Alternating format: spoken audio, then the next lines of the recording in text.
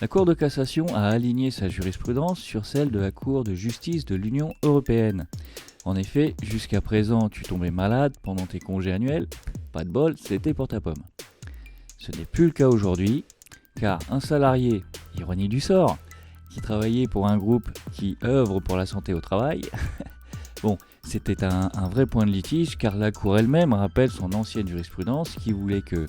le salarié qui tombe malade au cours de ses congés payés ne peut exiger de prendre ultérieurement le congé dont il n'a pu bénéficier.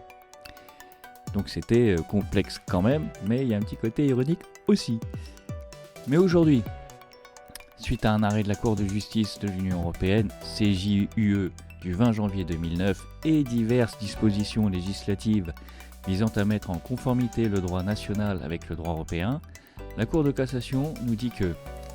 il convient de juger désormais qu'il résulte de l'article 3141.3 du Code du travail,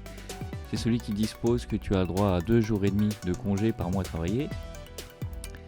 interprété à la lumière de l'article 7, paragraphe 4 de la directive 2003/88/CE du Parlement européen et du Conseil du 4 novembre 2003,